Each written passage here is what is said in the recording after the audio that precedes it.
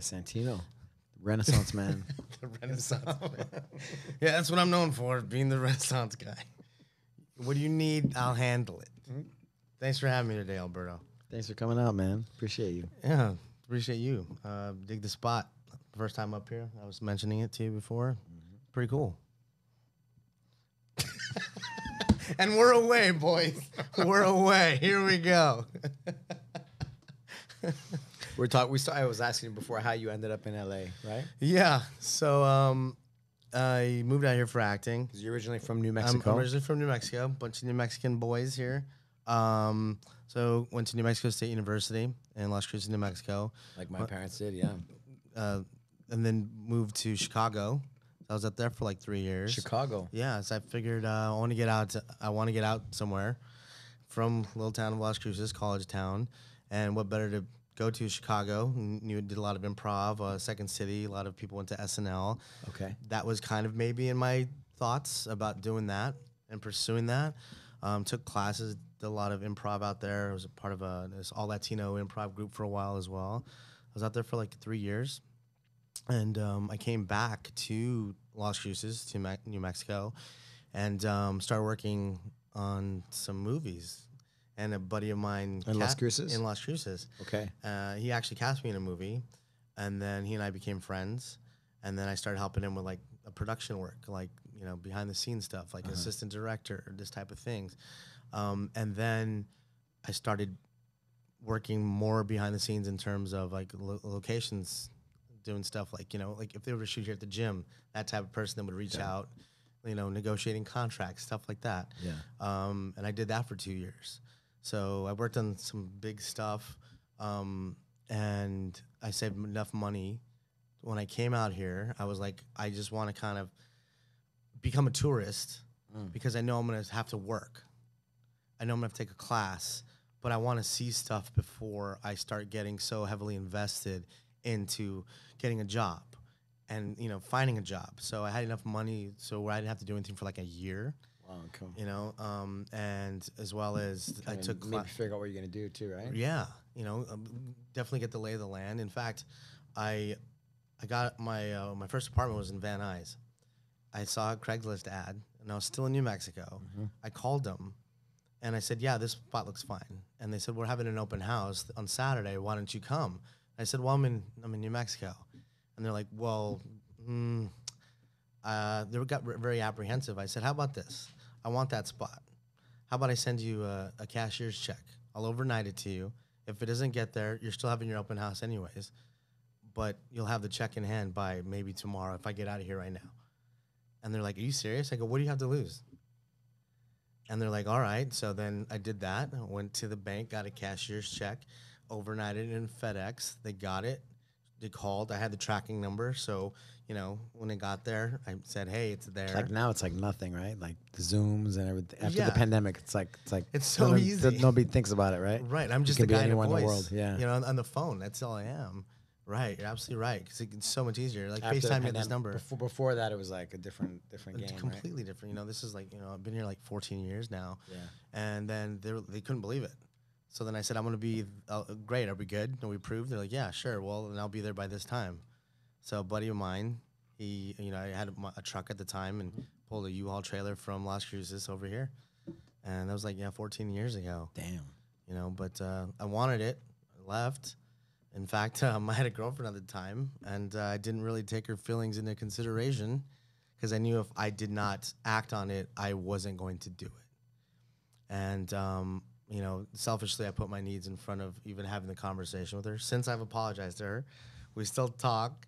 She's, you know, appreciative that I actually apologized to her, and, you know, but it took me some time to actually make that realization because, you know, that's the thing. What happens a lot is a lot of people don't take that time to take that risk, or to take that opportunity. Go for their dreams, to jump, right? Right. You know, yeah. So that's what brought me here is like acting, and then I started taking classes and, you know, improv and stuff, and, you know, building that sense of community. Because I think, you know, especially like it's the same thing here. Come to the gym here, you know, you start making friends, especially walking the door here. It's kind of be a terrifying thing. You're going to be sweating on some other human being who you just met. Like, "Hey, what's up? What's your name? Hey, good to go." Right? Yeah. And then you start building this relationships with each other, and then you know, Trust, friendship. yeah. and then it's like-mindedness that you're developing too.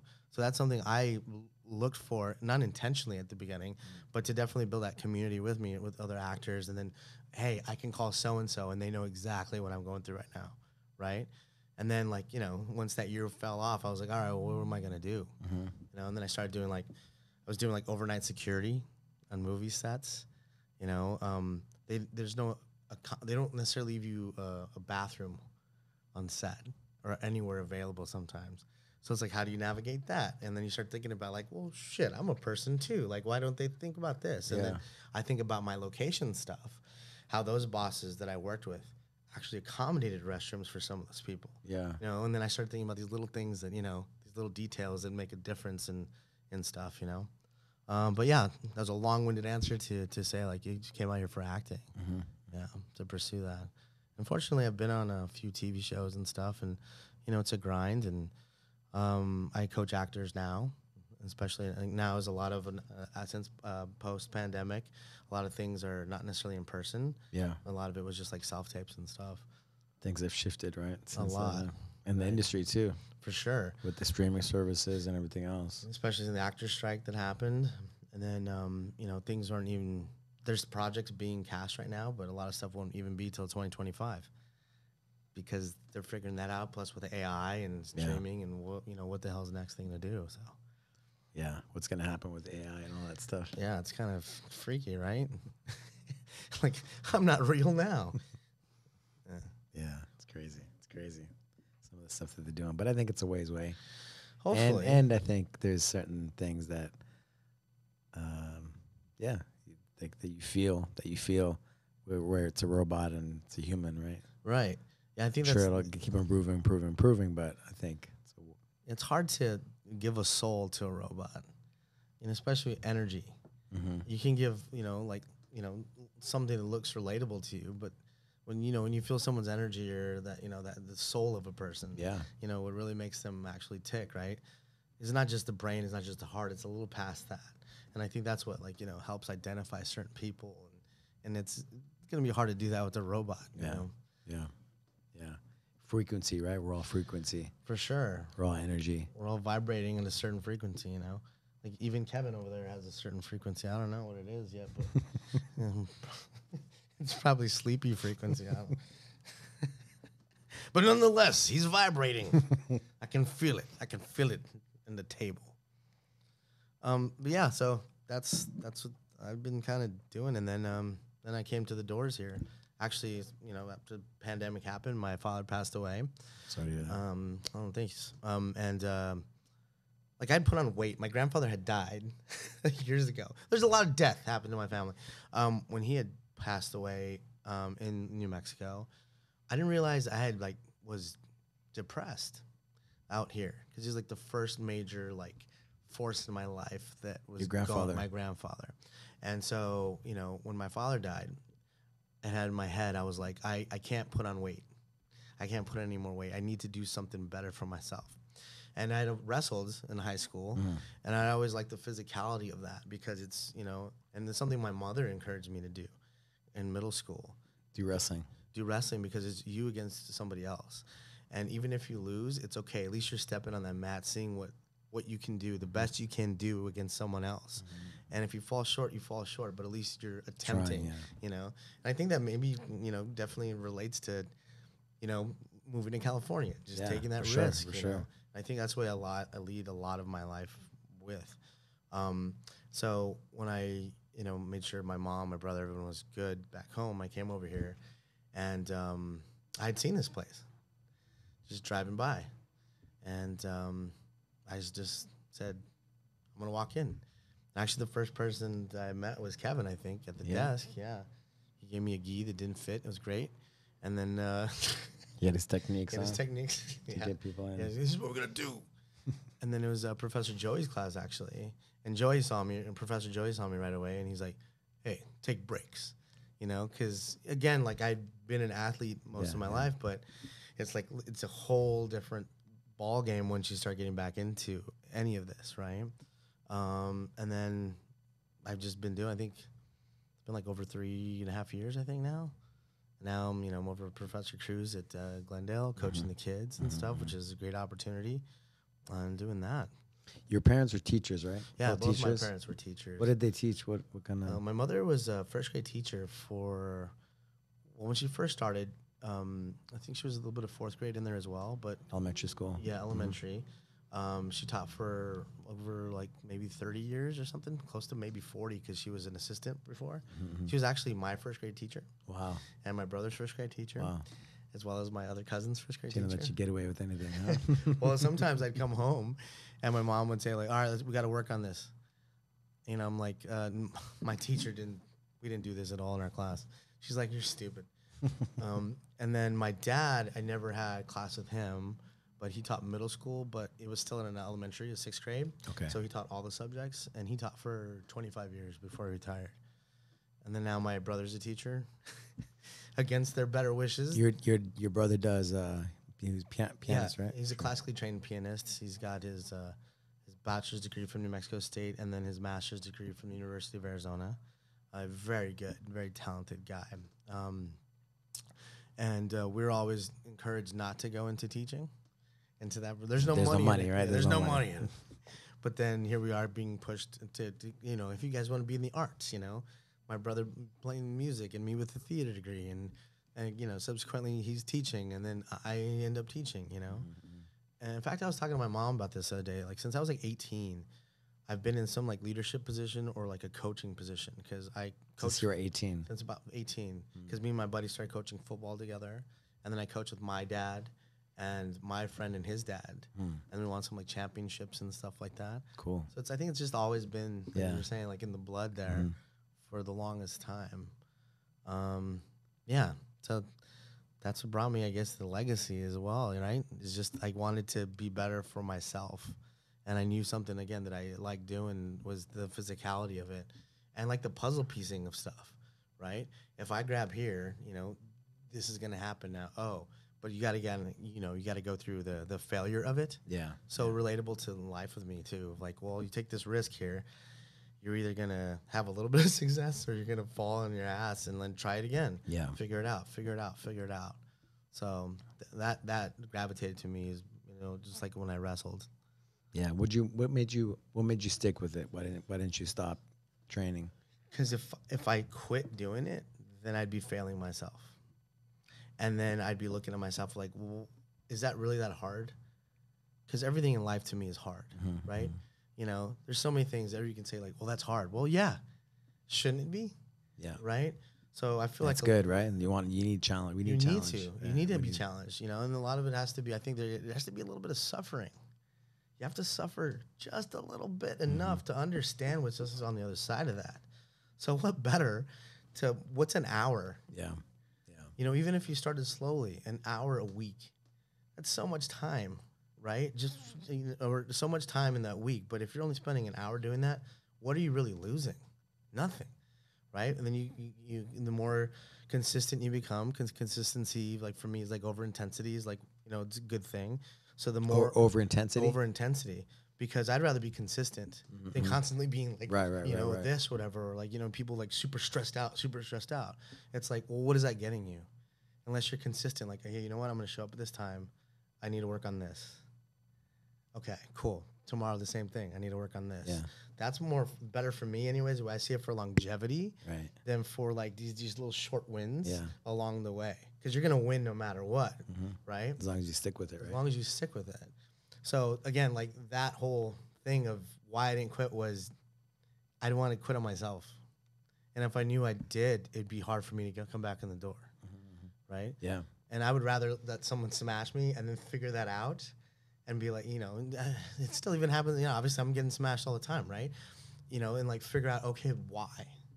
Yeah. Why is when they do this, what am I learning from this? Yeah. And just focus on one thing, right? Just one little thing, even if it's just breathing. Especially when it first started out, for Professor Joe to be like, hey man, take breaks, and just the warm up, right? Yeah, his warm ups are a little intense anyways. How much weight did you lose? I've lost a bit. I know like recently I kept track, it was like 60 pounds, because I know it was a big, like my gi now properly kind of like crossed over, right? Because I didn't want to, because wrestler, I didn't want to look at the scale, because then my brain is like, all right, well, if I go to the bathroom, if it's this, and then then I start psychologically messing with my head instead of like, enjoying it. yeah, if I Doing it feel for the right better, reasons, yeah. right, and then figuring something else that works. Same thing too, like what am I putting into my body? Okay, well, that's gonna take a little bit of time for me to figure out because there's bad habits, and stuff like that, like staying away from sodas as much as I can, right? But again, that comes the consistency of like, hey, what am I doing here? Yeah, And then it's great to have people in your life that'll slap you awake sometimes, to be like, hey, what are you doing? You need to be doing better for yourself. You're like, look, you're doing good, but continue to do this. Yeah. So you started wrestling in middle school? Yeah, middle school. So you wrestled through high school? High school, right. Yeah, I was nowhere near like going to college or anything, but just that whole... Still the experience. Oh, man. Like, competing and obviously going out there. Now as an older guy, but that like the most in shape you'll ever be, right? And we used to do like, we call them Indian runs. So a line of all of the wrestlers, and whoever's at the end had to run to the front of the line. And then once that guy got to the front of the line, the guy at the end had to run to the front of the line. Mm-hmm. We did that for like miles. We'd go outside and run down the street and down like, the ditch banks. Down the dirt ditch banks, wrestling shoes, come back, and then like Monday, Wednesday, Friday, we would have like a 6 a.m. Wrestling. As 6 well, a.m. 6 a.m. wrestling before school. Before school and go run. Tuesday and Thursday we would so we would do wrestling and then we'd run to the Pan American Center where the college basketball team plays. It's like 4 miles total. But after wrestling, run, come back, go to school. Tuesday, Thursday, it would be we'd go swimming. There was an Olympic-sized pool across the street. Mm-hmm. So like, dude, and then the amount of running we were doing, the best in shape ever. And then just like the mental aspect of it all, like Dan Gable says, like, once you've wrestled, everything else is easy. Everything else is easy, And I think that's, again, I don't know, whatever sickness that is coming here and just like, Kevin just like with his giant tree trunks holding me. I'm like, okay, I get it. I just won't do this ever again. Right. But there's something about that like, there's so much learning in that suffering, and again, it's short lived because you grow. You grow. And the worst it is you can just go like that. Tap. Yeah. Try again. Yeah. Hey man, let me catch my breath. All right. How much time's left? Let's go. Yeah. It's simpler than I think what sometimes we make things to be. I say like, a lot of wrestlers, right? They, after college or whatever, they gain weight and they don't know what to do. But jiu-jitsu, if you didn't do wrestling, whatever, but jiu-jitsu is like a beautiful, like it's a lifestyle, right? Mm-hmm. You can do it forever. We have Savage, who's like 80 years old on the mat, training, competing even. For sure, for longevity. Longevity. Right? Everything should be for longevity, consistency, right? And it's just that. You get the camaraderie, the friendships, the community. And there's other people, and it's okay to take a day off. Yeah. As long as you're going to come back, you're going to come back, right? But again, just that for that longevity, whatever it needs to be, And again, like you were just saying, like the community of it all. And having people around you be like, hey, dude, you all right? Yeah. Like genuinely taking notice. Like, you okay? And then, again, like fortunate to, be over at Glendale where all of the coaches, we kind of all started at the same time. Yeah. So there's like, it's a little bit deeper. It's almost like, I don't know, cultish, because we just know each other so well. Mm-hmm. Right. And so you can literally be like, dude, what's going on? So even that, the tighter, that community as well. So, So how's it teaching kids, man? Enjoy it, man. It's great. I've enjoyed, once in a while I have the opportunity to watch you guys, and it's amazing, Yeah, it's great. Like, I think, for me to be the oldest coach out of the ones we have over there, mm-hmm.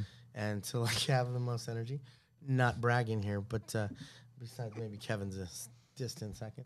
No, but it's fascinating to see like these 3-year-olds, 4-year-olds, and to see how much they're retaining, and then also like there was one kid who, a little bit of I won't say troublemaker, but a little bit like get a little out of control. Yeah, and seeing that the behavior change, and how much that's impacted them for just being just there, right? And going through different techniques or learning stuff like that, you know?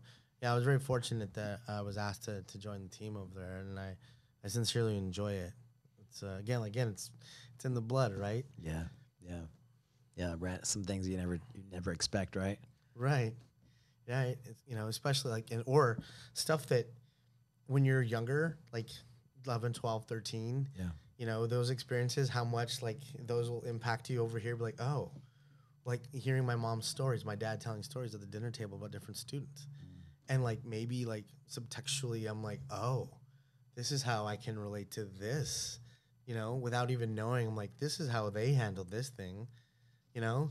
It's just very strange how, again, it's not so strange. It all connects somehow. Yeah, it all connects. If you're, you know, open enough to be aware of it, have awareness of what's going on, and then utilize that of like, you know, especially with the kids, like how am I going to get this 4-year-old to pay attention, you know, and actually enjoy what they're doing. Or sometimes, again, like it's equally just as scary for a kid to walk in the door for the first time, Right. never having done any sports, for them to come around and a lot of other kids with an adult person, you know, mounting on top of them to be like, hey, try this. So there's got to be a little bit of trust that you're giving off, and you know, some of that is that energy that you're giving back and back and forth from another human being.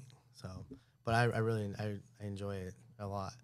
It's fun, especially when you're having a bad day. Yeah, and you just leave it at the door, and you come in and they just say some of the most ridiculous things, or you know, they just look at you. This one kid goes, "Hey, coach, you smell like Play-Doh." Play-Doh. I'm like, what the heck is that about, right? Or, you know, like this one kid would, for like a week, would slap me in the head, wipe away my sweat, and go like, "You're sweating, coach." Why? Right? I'm like, my body's doing what it's supposed to do. It's regulating itself, you know? Or this one kid, I can't remember his jokes, but he would always come in with some joke or something, you know? It's just ridiculous. Yeah. What these kids are, you know, saying. You can't take yourself too serious, right? Not at all. Like that. Yeah, because they're gonna one up you anyway. So it's something, right? You know, right? One of the kids who started that bully guard program. Bully guard, yeah. A bully had approached him, and he actually used it in a situation at school. Wow. Right? So, like, even that's cool that it's actually, you know, from the classroom setting into, like, real-world application. Yeah. And he told you guys about it. Yeah, he told Professor Anthony about it, you know, and that's cool. So, you know, there's, like, a little bit of, you know, with as much humility is behind, you know, in my heart and stuff, like, there's a little bit of pride in that, going, like, hey, this is awesome, and we're doing Making this. a difference. Yeah. Because I also volunteer for a nonprofit called Young Storytellers. Young Storytellers. Young Storytellers. And what they do is they take some kids, they select kids from various schools throughout LAUSD, and for 7 weeks, they're mentored with a head mentor. Head mentor has mentors, and they come with a 5-page script. And they then kind of work it with the mentor. The mentor is basically like a typist. Okay. Take this information, kind of help structure it. And on the 8th week, actors are invited. So we get invited in, and we have to audition for the kids. And they have to select whatever part they want for you to do it. And so we put on a big show at the end of this as well. Okay. So in front of, like, they're 5th graders, so in front of the other 5th grade class, all these other 5th graders come to see what these kids wrote, you know? So, like, something like that, too, is, like, impactful as well. Because I just guess I've always been around kids, you know? So I'm so comfortable with that as well. And so when you asked the original question, it was like, you know, how do I like coaching? It's just all, again, it's always back, it's always there, you know, whether it's my cousins back home or just any, like, I feel when I watch you, it's like you're at home. Yeah, it seems, yeah, just like it's regular. There's no real effort other than, you know, obviously I'm going to be, as, you know, Professor Anthony says, I have a megaphone of a voice, but, like, it's just that, like, it's just play for me. Yeah, just complete, absolute play, you know, and ease about it. Yeah. I've had some fun watching you compete, you know, some of your spin moves. That's why I need to cut weight. I need to be at 100 pounds by next Friday. Yeah, but even that too, right, is like, you know, put forth your best effort to do it. Like, you know, I'm only 5'6", and some of these monsters I go against, you know, like, I jokingly, like, IBJJF I competed, I literally tapped out to a man's breast. like his nipple was in my face. Like I couldn't breathe. Like Kevin was there. Mother's milk. Mother's milked me. That's not exaggeration. Like, and I couldn't do it. I couldn't breathe. But even then, like I was upset at myself because like I'm like, you know, like usually like I'm a little bit more scrappier than that. But yeah, mother's milk is legit. It's so legit. What's that? Your first submission was that? First submission was a mother's milk? In competition. His first submission was with Kevin's first submission was mother's milk. It's legit. So what we're trying to say, folks, is no arm bars. Let's go back to the old school technique of mother's milk. We've all been there. We've all literally have been there. Let's go back to that and revisit that.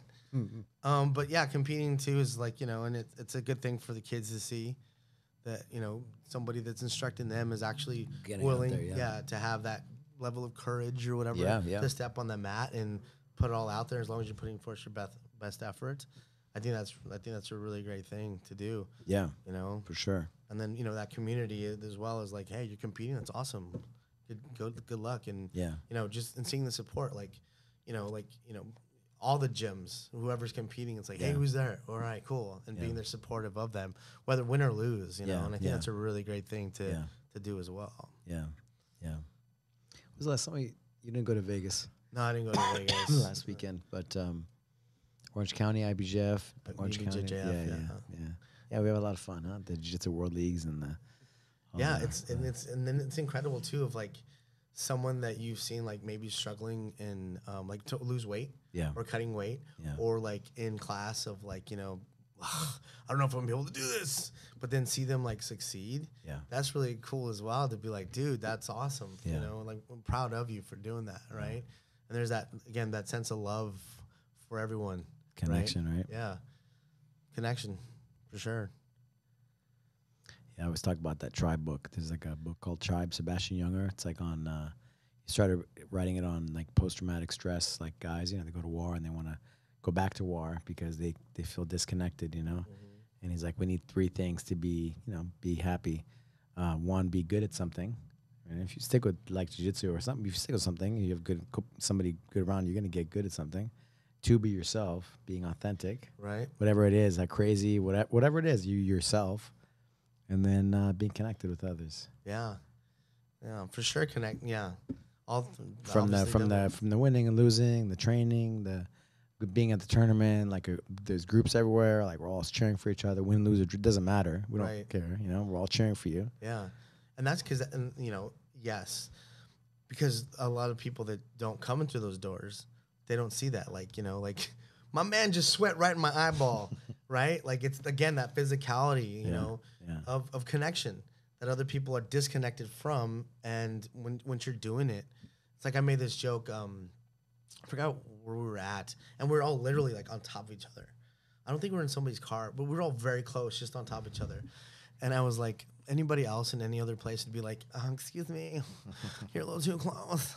Here we're like, I don't care. Who gives a shit? Yeah. You know, just because we're so deep used trust, to it. Right, for sure. It's like a deep trust that you don't get with other things. Nah. That's why all my friends are so like, they're my jiu-jitsu friends, from stuff we've gone through together, and even just the training, tournament, whatever it is, like that connection, that deep bond, right? Deep bonding that happens. Yeah, like-mindedness is like it's a thing.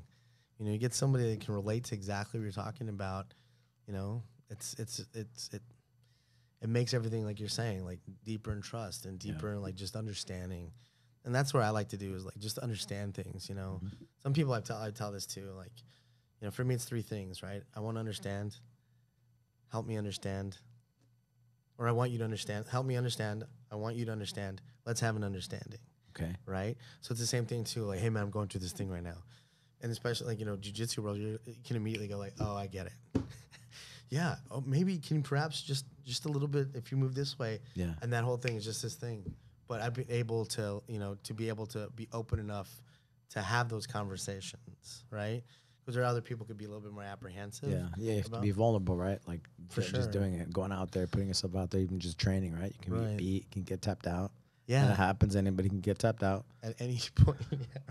Right. Which leads that back to that thing you're saying, like being authentic, right? Yeah. Authentically you. Like, you know what? Not my best day today, but you know what? I still showed up. Good job, man. Good, you know, made the guy's day, right? Made his year, made his life, you know? Yeah, like the accountant that mother's milked me, wherever he's at. Yeah, yeah, yeah, yeah. I was in we started before we started the podcast. You were telling me how you got into acting and into theater. Yeah, so it was actually my mom who she'd put on this Christmas play, and it was at the school. So a little bit more lax with like religious overtones, themes and stuff. And I had to carry this brown tempera brown painted cardboard donkey while singing a song. And I think for whatever reason that kind of really stuck with me.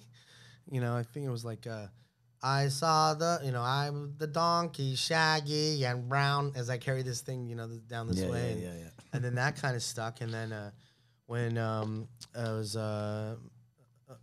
this company, children's theater company from Missoula, Montana, I think it was Missoula Children's Theater, they would come during the summers and come to Las Cruces.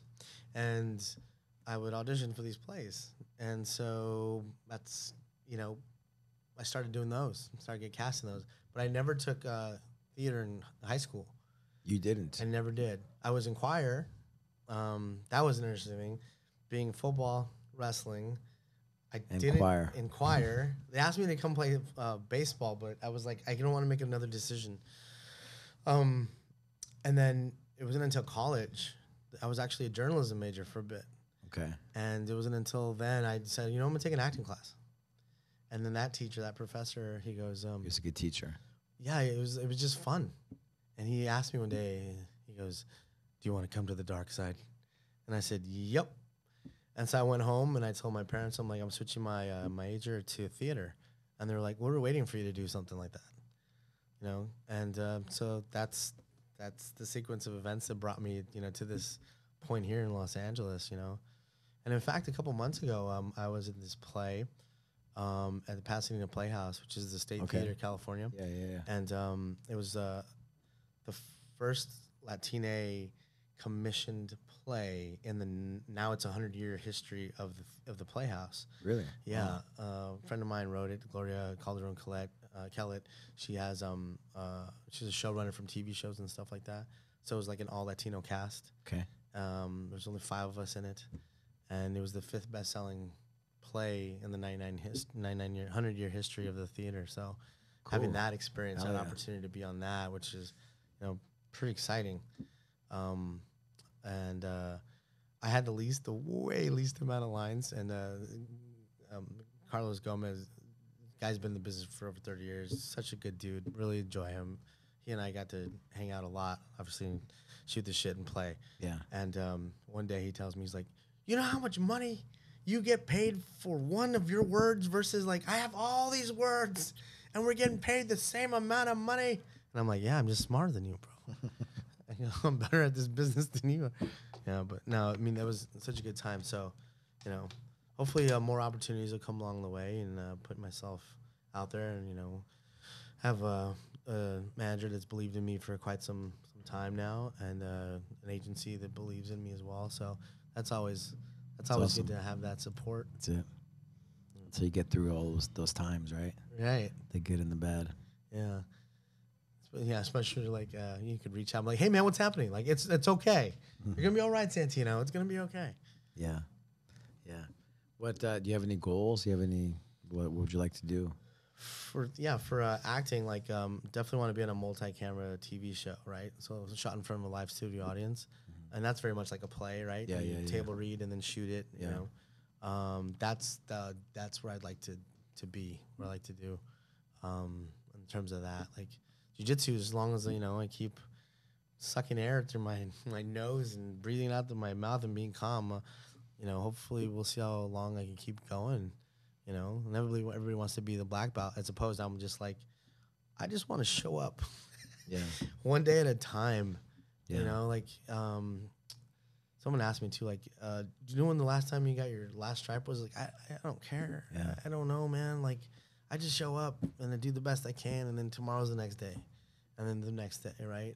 Because it's good to have goals, but at the same time, I think it's better to be like in the moment of, You know, and as long as I'm in that Enjoy moment, the journey. Yeah, exactly. Because then, you know, it's like everyone starts thinking about outcomes, and then everyone starts, you know, getting worked up Takes about away the everything. the Diminishes all your hard work because you're like, well, I'm not doing this. the enjoyment of it, right? For sure. Then what the hell's the point, right? Because, you know, I like to laugh when I'm rolling, or, you know, like enjoy that moment, you know. Because, you know, I don't know how long this body I have left, you know, God has given me on this earth. I just got to take the moment for the moment, and that's it, right? And if I don't do that, who else is going to advocate for me? Yeah. You know? So, but in terms of that, like, definitely like multicam television show. Cool. You know? Yeah. What were some of your favorite shows growing up? I never saw Friends, which is a big shocker because that's a huge multicam TV show. Yeah. But like I liked a lot of the old stuff. Like I like Cheers. Cheers, man. Yeah, Cheers was such a good show. I'm just saying, like Legacy is kind of like in a way like Cheers, where everybody knows your name and you know like right like the whole. I was joking. I was telling Valentino, he's like yeah, all excited about it when I was telling him. But it's a little bit like that, you know. You just like know everybody. You come in and. You know, you're not drinking. You know, you're training. You know, but it's the same kind of. It's so the vibe, truth, though, you know? right? You're like, hey, where you been? You know, hey, Norm, how you doing? You know, whatever. You know, but that show, like, even the Golden Girls. Yeah. You know, like yeah. even like I guess I could like these older shows. That's Yeah.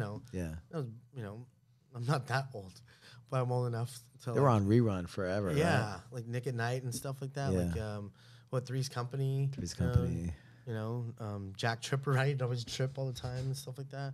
So I tend to gravitate to those shows. Like, there's like a lot of newer shows that I'm not necessarily, I don't get caught up on. Well, I'm just curious, right? Like those old shows that were like, I grew up with them, right? So they're you know, you have an affinity towards them, but like some of the new shows, it's a different thing, you know. What do you think it is?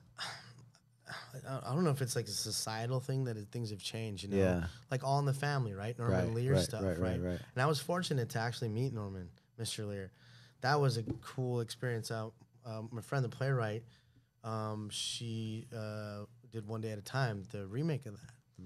And, you know, I auditioned. I got a couple lines on the thing, and we were at a lot there in at Sony. And we were in the soundstage, and this man's walking towards me, and it's Norman Lear.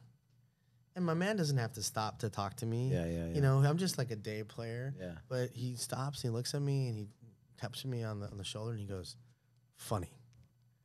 Right? And he kept walking. And I was like, wow, that was amazing.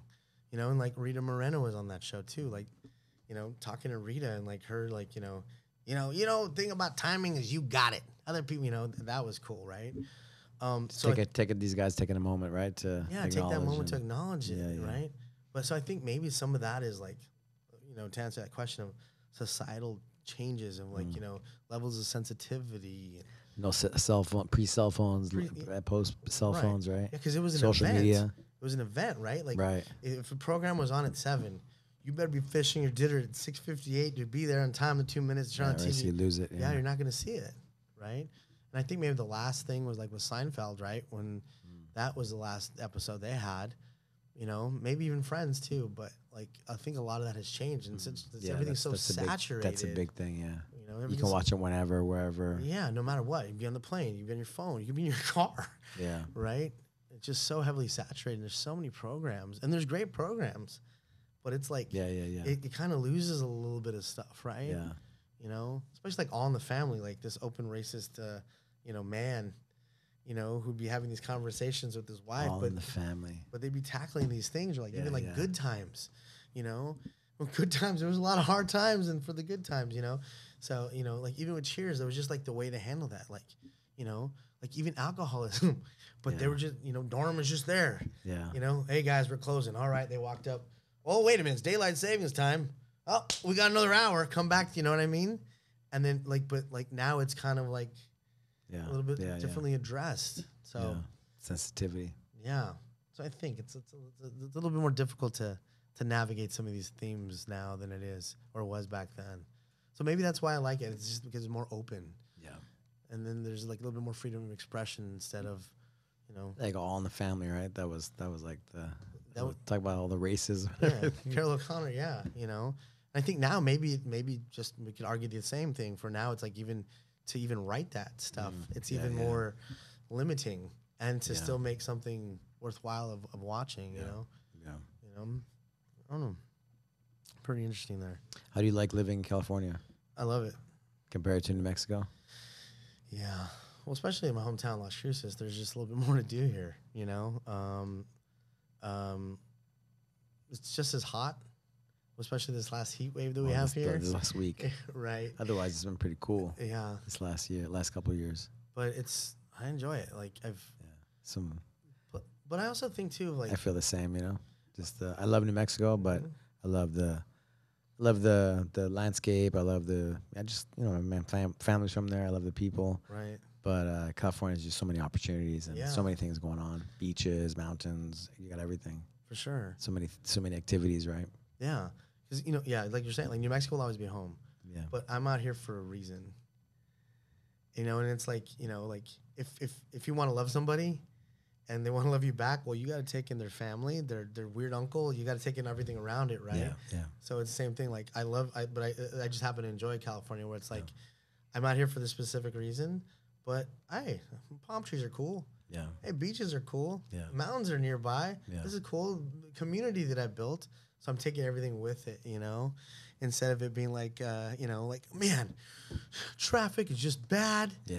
Like, not once have I ever used my horn, just because I'm like, hey, I know. You're busy singing in the car. Yeah, I'm busy singing in my car. Yeah. Trying to. What do you call those things? Oh, just Tino drives. Tina drives. Yeah, that came because a friend of mine. She told me, she's like, what are you doing? You could be doing something. You could be something more. During the pandemic? This is post-pandemic. Post-pandemic. Yeah, and so I was like, you're right. And then I did one.